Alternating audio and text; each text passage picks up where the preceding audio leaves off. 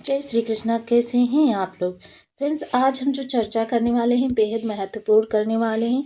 आज आपके जीवन में राहु के नक्षत्र परिवर्तन की हम चर्चा करने वाले हैं। राहु देव जो कि आपके लग्नगत बैठे हुए हैं और लग्न में बैठकर ये अपना नक्षत्र परिवर्तन करने जा रहे हैं। राहु जो कि एक मायावी ग्रह होते हैं, एक तिलिस्म से व्याप्त होते हैं और आपके जीवन में देखिए अचानक वाले प्रभाव लेकर आते हैं। राहु के अंदर छल है, प्रपंच है, स्वांग है, षड्यंत्र है और राहु के अंदर एक निराशात्मक व्यक्तित्व है। किंतु वही राहु यदि जब सुप्रभाव देने पर आ जाएं तो आपके जीवन में तरक्की के द्वार खोल देते हैं। व्यक्ति को अप्रत्याशित रूप से इतनी सफलता प्रदान कर देते हैं कि व्यक्ति के रातों रात प्रसिद्धि के शिखर पर पहुंच जाता है, रातों रात करोड़पति बन जाता है। रोड से करोड़पति बनना ये सब कुछ राहु ही करवाते हैं।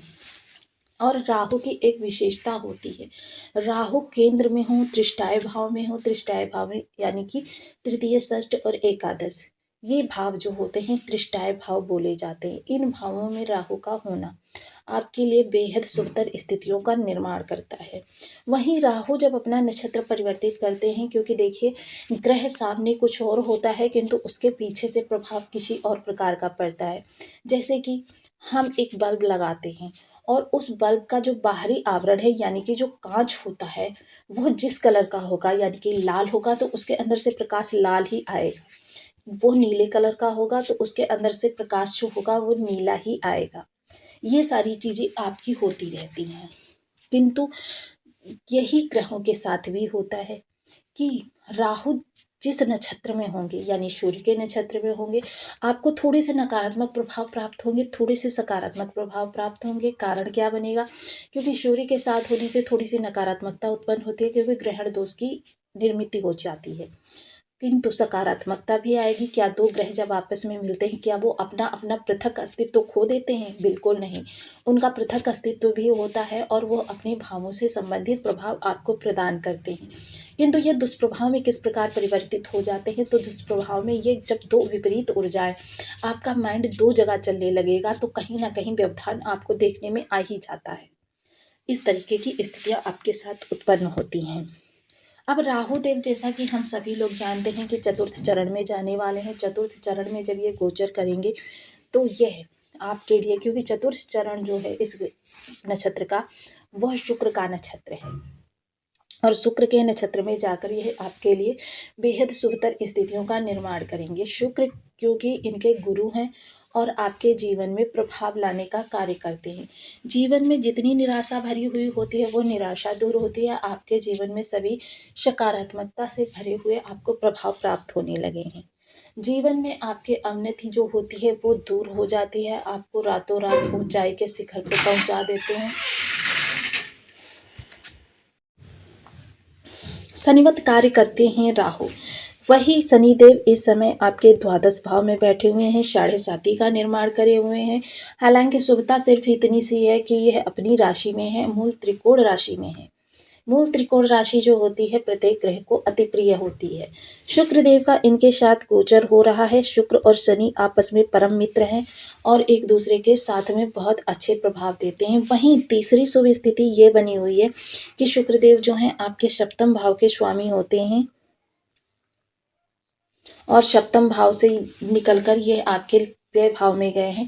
जब भी त्रिक भाव का स्वामी अन्य किसी त्रिक भाव में हो तो यह विपरीत राजयोग का निर्माण करता है। और दूसरा क्या है, शुक्र जो है द्वादश भाव में जाकर अतिविशिष्टकारी हो जाते हैं। वहीं 7.5 का प्रभाव इस समय पर नगण्य है तो शुक्र के प्रभाव आपके लिए विशेषतर रहने वाले हैं। शुक्र जो है द्वादश भाव में बहुत अच्छे प्रभाव देते हुए देखे जाते हैं।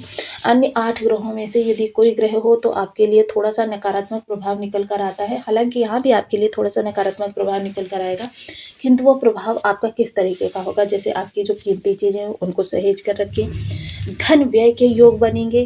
किंतु शुक्र जब धन व्यय करवाते हैं तो शुक्र का धन किस प्रकार का होता है? शुक्र का धन होता है जो आपके जीवन में तरक्की के द्वार खोल दे, यानी कि आपके लग्जरी को बढ़ा दे। शुक्र जब भी धन व्यय करवाते हैं आपके सामने से इनकम के रास्ते बना देते हैं, यानी आपके जब खर्चे बढ़ाते हैं तो खर्चों को करने के लिए आपके धन के रास्ते भी बना देते हैं। तो इस प्रकार का धन होता है शुक्रदेव का। तो यही सारी चीज़ें आपके साथ होने वाली हैं। तो राहु इस समय पर आपके लग्न में बैठे हुए हैं। इस समय सोच आपकी बहुत तीव्र होगी, तीक्ष्ण होगी। सोच का आपका ऐसा प्रभाव होगा। देखिए क्या होता है, हम हर समय अपने निर्णय दिखाते रहते हैं, अपनी सलाह बताते रहते हैं, किंतु क्या होता है ये भी डिपेंड करता है कि आपकी सलाह कितनी प्रभावी रहने वाली है, या फिर उस सलाह का प्रभाव कितना पॉजिटिव आने वाला है, कितना निगेटिव आने वाला है। इस समय के आपके जो सोच के द्वारा उत्पन्न होगा वो आपके लिए भविष्य में भी पॉजिटिव प्रभाव ही लेकर आने वाला है। आप इस समय पर काफ़ी कर्मठ व्यक्ति होंगे। बहुत ही देखिए इस समय क्या होगा, आप हार्ड वर्क नहीं स्मार्ट वर्क करना चाहेंगे। स्मार्ट वर्क ऐसा होना चाहिए जो आपके जीवन के सभी निराशा को समाप्त कर दे। पंचम दृष्टि इनकी आपके ज्ञान भाव पर जाएगी, तो ज्ञान और लग्न का जब भी संबंध हो गया तो यानी कि सोच आपकी महा एक्टिव हो गई, सर्वशक्तिशाली हो गई। सोच के प्रभाव से ही आप कार्यों को अंजाम देंगे। ऐसा नहीं है कि बिना सोचे विचारे आप किसी भी कार्य में हाथ डाल देंगे। संतान इस समय पर काफ़ी आपकी चंचल रहने वाली है। थोड़ा हो सकता है कि उसकी चंचलता की वजह से आपको परेशानी हो जाए, किंतु यह चंचलता भविष्य के लिए बहुत अच्छी रहने वाली है। बच्चा काफ़ी क्रिएटिव रहने वाला है। जो भी उसके जीवन में समस्या बनी हुई थी उस समस्या का आपको समाधान प्राप्त होने वाला है। निराशा के बादल दूर जाते हुए दिखाई देंगे। शेयर मार्केट से जुड़े हुए लोगों के लिए बेहद लाभप्रद समय है, किंतु शेयर मार्केट में इन्वेस्ट करने से पहले थोड़ा सा अपना कुंडली का एनालिसिस अवश्य करवा लें। स्टूडेंट्स वर्क थोड़ा सा डाइवर्ट रह सकते हैं, किंतु बहुत ज़्यादा नहीं। थोड़ा सा माइंड उनका डाइवर्ट होता हुआ देखा जाएगा। बैकग्राउंड में आपके थोड़ी सी परेशानियां आपको दिखाई देंगी। हल हो सकता है कि आप कोई बहुत कीमती चीज़ या एक्सपेंसिव कोर्स करना चाहते हो, उसके होने में आपके लिए व्यवधान उत्पन्न हो जाए, किंतु जो चीज़ें आप पहले से करते आ रहे हैं उनमें आप पूर्णतः फोकस्ड रहेंगे।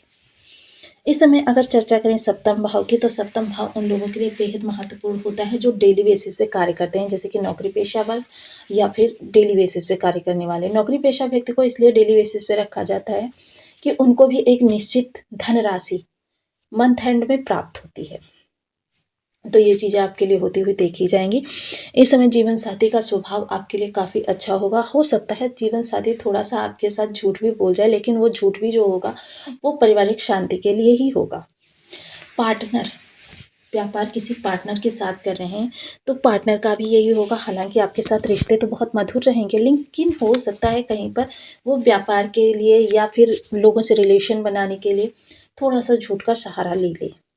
व्यापार काफ़ी उन्नत अवस्था में होगा। नवम दृष्टि भाग्य भाव पर जाएगी, तो भाग्य भाव में जो स्थितियां उत्पन्न हो रही हैं, यानी कि भाग्य का आपको साथ नहीं मिल रहा, भाग्य का आपको साथ मिलता हुआ दिखाई देगा, पिता का साथ मिलता हुआ दिखाई देगा। पिता के कारोबार में विशेष प्रगति होती हुई दिखाई देगी। जीवन में जो आपके अवनति बनी हुई थी वो अवनति दूर होती हुई दिखाई देगी। हालांकि इन सभी चीज़ों में आपका जो प्रभाव होगा वह अचानक वाला होगा। अचानक ही आपको कोई डील प्राप्त हो सकती है, अचानक ही आपको किसी नौकरी का ऑफर आ सकता है, अचानक ही आपके कोई रिश्ते बन सकते हैं, अचानक ही किसी से मित्रता हो सकती है। तो ये सारी चीज़ें आपके साथ होंगी। अचानक किसी की तरफ से आपको उपहार की प्राप्ति हो जाए। जीवन साथी के इस समय पद प्रमोशन के योग बने हुए हैं। वहीं देखिए जिन लोगों की भी बर्थ चार्ट में राहु या शुक्र कमजोर अवस्था में होंगे उनके जीवन में थोड़ी सी नकारात्मकता इस समय पर देखने में आएगी। नकारात्मकता उतनी ही होगी जितना आपके बर्थ चार्ट में ये ग्रह खराब अवस्था में बैठे होंगे। तो यहाँ पर सबसे पहले देखिए ज्योतिष शास्त्र में इस चीज का पूर्व उल्लेख किया गया है कि जब भी कोई ग्रह आपका विपरीत अवस्था में बैठा हो तो उसे हम अपने प्रयासों के द्वारा शुभ कर सकते हैं, भविष्य अपना सुधार सकते हैं। तो यहाँ पर सबसे पहले राहु और शुक्र के लिए देखिए इस दौरान आपका जो रंग होगा वो आसमानी होगा, अंक होगा 2 और 3 5 होगा, दिशा जो होगी शुभ दक्षिण होगी। इस दौरान भगवान भोलेनाथ की आराधना आपके लिए बेहद फलदायी होगी। इसके साथ ही साथ आप जो निरंतर किए जाने वाले उपाय हैं उनका भी आश्रय ले सकते हैं। इस समय आप ओम सुन शुक्राय नमः इस बीज मंत्र का जाप कर सकते हैं। शुक्रदेव के लिए ओम राम राहबी नमः इस बीज मंत्र का आप 1 माला 2 माला 5 माला 7 माला 11 माला का जप नियमित अपनी शुद्धानुसार करना प्रारंभ करें।